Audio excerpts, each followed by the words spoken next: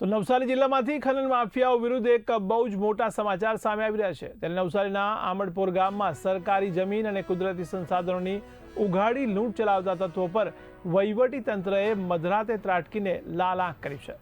નવસારીના નવનિયુક્ત કલેક્ટર મનીષ ગુરવાનીને મળેલી ગંભીર ફરિયાદને આધારે આરટીઓ, ખાણ ખનીજ અને વન વિભાગે સંયુક્ત ઓપરેશન હાથ ધરીને કરોડોની રૂપિયાનો મુદ્દામાલ જપ્ત કર્યો છે। ઘટના સ્થળેથી 15 જેટલા ડમ્પર અને 6 જેસીબી મશીનો જપ્ત કરાયા છે, જેને પગલે સમગ્ર પંથકમાં ભૂમાફિયાઓમાં ભારે ફફડાટ વ્યાપી ગયો છે। શનિવારે 23 તારીખના રોજ સવારે 11 વાગે આસપાસ કલેક્ટરશ્રી દ્વારા સૂચના આપવામાં આવેલ કે મોજે આમડપોરમાં પૂર્ણા નદીના કિનારે ગેરકાયદેસર કંઈક ખાણકામ થઈ રહ્યું છે તે બાબતે તપાસ કરવી, જેના અનુસંધાને નવસારી ગ્રામ્યના સર્કલ ઓફિસર તથા હું સ્થળે ગયા હતા।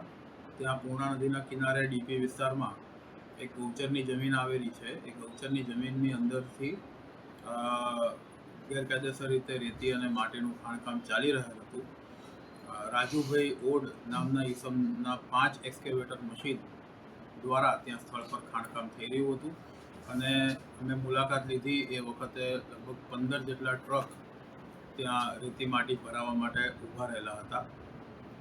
અમે આરઓ ડાયરીની અમારી જે એપ્લિકેશન છે મહેસૂલ વિભાગની, એમાંથી ચેક કર્યું તો એ બ્લોક નંબર 659 સરકારી ગૌચરણમાંથી જ ખોદકામ થઈ રહ્યું હોવાથી તાત્કાલિક અસરથી એ તમામ ખાણકામને ત્યાં બંધ કરવામાં આવેલ હતું અને તમામ મુદ્દામાલને સીઝ કરી અને સીઝર હુકમ અમારા દ્વારા કરવામાં આવેલ।